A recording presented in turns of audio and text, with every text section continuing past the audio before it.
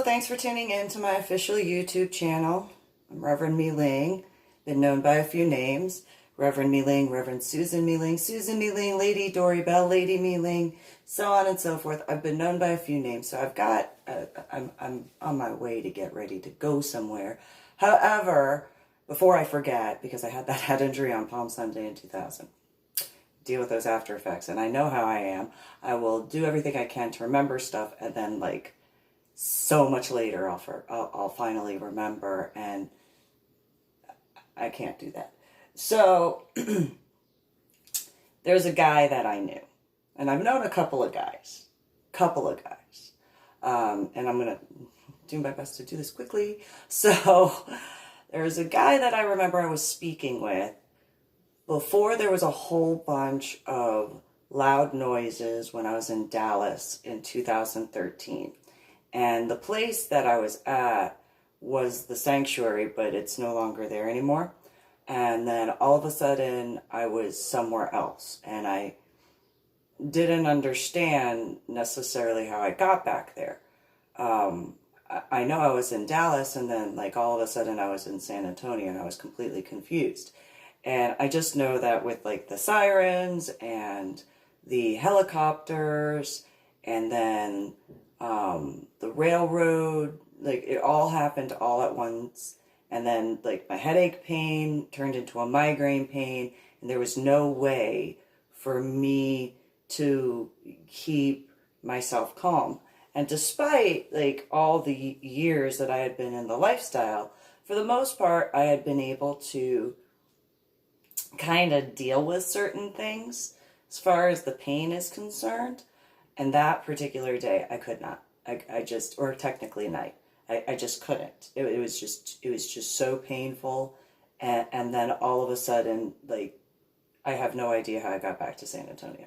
I mean, I guess to me, you know, there was driving involved. It's probably not helpful. Nonetheless, that's how that went. Anyway, so in that regard, which has absolutely nothing to do with what I'm going to go over-ish. So that particular guy that I remember speaking with last at the sanctuary, I think we talked about military stuff. We talked about a whole bunch of stuff. We didn't just talk about military stuff. Like, and there are a lot of guys throughout the lifestyle, BDSM, LGBTQP, swinger, that I discussed military things with. And not in regards of giving away military secrets. Let me clear that. I mean, I didn't graduate basic training. So, you know, it's not like I could do that. Nonetheless, more along the lines of treatment, and not just like treatment as far as discussions and the like, but actual like medical treatments, various things as far as what I went through and what I saw in regards to medical hold unit, and various guys, including that particular one, had discussed certain aspects when it came to things that we had seen with like our own eyes, you know, stuff that we had gone through, you know, where I only had, you know, the stuff when it came to my head injury on Palm Sunday in 2000, those after effects. I've discussed and written about the different guys I knew that were in medical hold or medical hold unit, and now warrior transition unit. And the guys that I spoke with all the way from San Antonio through to Dallas, and then some like people I spoke with in Houston, but mainly in Austin and those three areas, the DFW area, the Austin area, and the San Antonio area. Various different aspects. Not just that, stuff that I was dealing with in regards to making sure my son and my daughter were taken care of after what occurred to my daughter. And so, despite everything that was going on, you know, still discussed various aspects. And I did discuss spirituality with some people if they felt comfortable enough to discuss spirituality or religion. I didn't force that. It's just one of those, yeah, we could talk about the different isms. That's fine. Because there's so many isms. And so, you know, but in particular, in reference to the military aspect, and that does in certain regards include law enforcement and fire department, but it very much especially has to do with military. And so this is something that I have thought for years, and I mean before my head injury on Palm Sunday in 2000. So there were guys that I knew when growing up in New Jersey, going to New York, walking around different areas, Philadelphia, Pittsburgh, so on and so forth. And some of them would wear camouflage for fashion. Then there were other guys who wore camouflage because it was part of their BDUs or whatever the different branches call them. And I just sat there. There were a few times where I'd just sit there looking at the guys because Fort Monmouth is not far. And I had gone to a couple of field trips to Fort Monmouth when I was growing up as a child. And I'd look at the guys, the different ones passing by, marching along. And I'd see, some guys would be in their dress, whatever, uniforms. Because there's various levels of, class A's, class B's, dress this, and so on and so forth. But I'm more specific to the camouflage. So for those who know, specifically in regards to the Army camouflage and the Marine Corps camouflage, in comparison, I know that at some point the Navy kind of had a camouflage-ish that was kind of like it. I don't know if they still do. And as far as Coast Guard, I think theirs is blue, similar to the Air Force. Though the Air Force at one point in time did have a camouflage similar to this, what I'm discussing at this point. And those who haven't been in the military, though hunt, kind of understand this along with those who, were in the areas that I grew up around. Point being, there are specific colors that are in the camouflage, the original camouflage colors, which those who know are brown, tan, and black. Varying shades of green over the years. And so, as a child, on the field trip, whichever one it was, to Fort Monmouth, it was one of those, okay. And there was a kid that was in my class, and I don't remember which one it was. And he looked at me and goes, "Susan, what are you honking about? Like, we're going to go see the cannons." And we're going to go say, yeah, we've seen them before. And the kid goes, "Yeah, that was what I think it was the previous year's field trip. What are you going about? We've been here." And I said, "Well, did you ever look at the colors on their uniforms?" And the kid goes, "What, it's called camouflage?" Yeah, it is. And he looks at me, and he was taller than me. He goes, "What is the big deal?" And I said, "Don't you get it?" He goes, "What?" Because I am the way I am, and I was the way I was, which, I think the way I do. And so I looked at the camouflage, and I said, "Do you not understand that?" And he goes, "It's just camouflage. It's so that way when they're out doing stuff." "Yeah, but at the same time, no. Don't you understand that?" And he looked at me, he goes, "What do you mean?" And I said, "Well, they're marching. You see the battalion going past, right? You see the battalion coming up." And he goes, "Is that a battalion?" "I think it's a battalion. But point being, you see them, right?" And he goes, "Yeah, what's the big deal?" "Well, we're obviously in New Jersey, right?" And the kid goes, "Yeah." And I look at him, I said, "Why would they need their camouflage on base?" And he looks at me and goes, "I don't know, because they're told to do that, duh." And I said, "Do you see the symbolism?" And he looks at me and goes, "What is symbolism?" I said, "Symbolic. Do you understand why they are wearing that particular set of colors? It has changed over the years. It'll change some more. But do you understand why it is those particular colors?" He looks at me and he goes, Because they're going to go out in the forest or in the wild. Partially. Do you not understand that? No.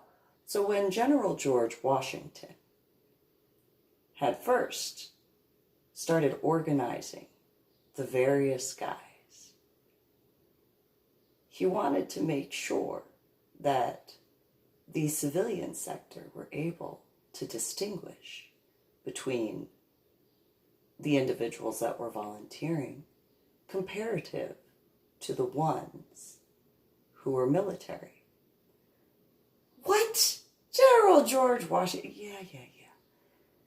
Listen, General George Washington saw that. And that's how the uniforms initially began. In a more different level way. Because, back then, you just had one set of standard issue. Only officers had the specialty stuff.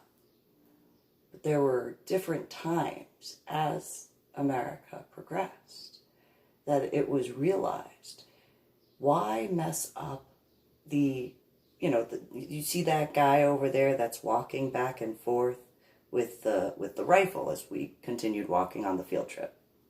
And he goes, yeah, what's he doing? Well, he's protecting something. Obviously, that's why he's got a firearm. And the kid looks at me, he's like, Susan, why do you have to, really, do you have to go? Well, he's walking back and forth with a firearm in his hand. He probably would not need a firearm if he was just walking. Yeah. You're such a girl. Really? Really? You really want to go there? You really want to go there? You really want to go there? No. Go ahead. Tell me some more. I said, so that guy, he's not necessarily needing to actually shoot anything, but he's got his best dress to be as respectful as possible to whatever he's guarding. That firearm probably does have, something somewhere. Nonetheless, he doesn't need to worry about as you see, and at that time, we just called it camouflage, but I learned it's called, the BDUs. And so, those are easy to wash. If something happens, they can get it cleaned, repress it, that sort of stuff. But when they actually have to go in front of some guys, they know how to, make that all, pretty. Make that pretty. And the guy looks at me, he's like, what does that have to do with anything? I'm getting to it. Okay, Susan, what? The colors in the camouflage. Why is it when they're on a military base, they still wear those colors? I don't know, other than because the Army tells them to, because it was an Army base. Though there were Navy and Marine Corps and Coast Guard that were stationed there. Nonetheless, what's the big deal? The big deal is, number one, it doesn't get nearly as dirty as quickly. Number two, it is the colors that are the backbone of the country. Do you understand that? What do you mean the backbone of the country? So there's white threading.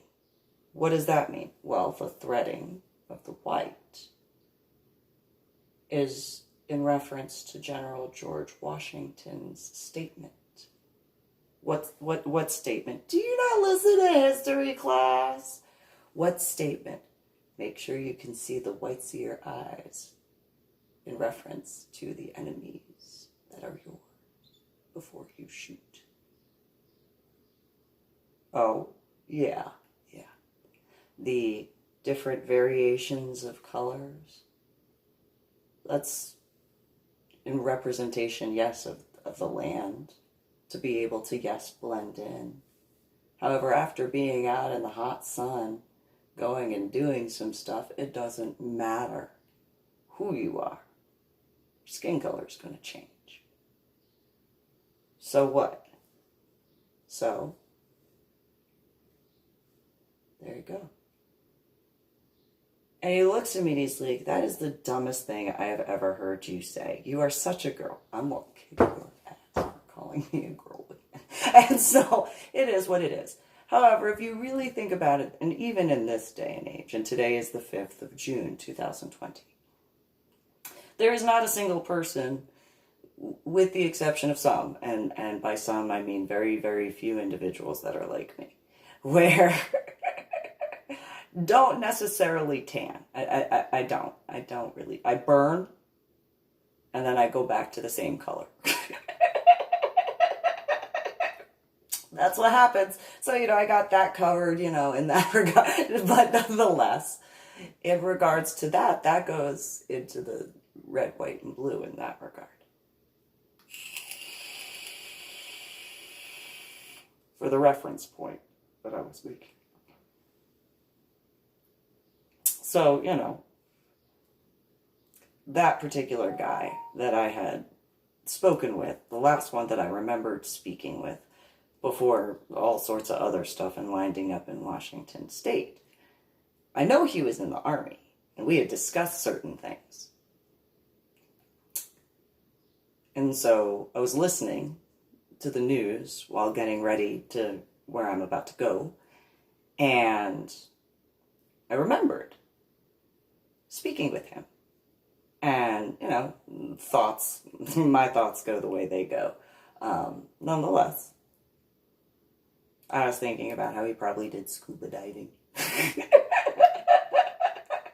At least that was what I could mumble to myself more so than all the rest of the thoughts that just kind of as best as I could in this particular video broadcast, because, my thoughts go the way they do, and I'm doing the best I can to, organize them. Isn't it ironic that when it comes to the flag, there's all the straight lines, and as a CDO as I am,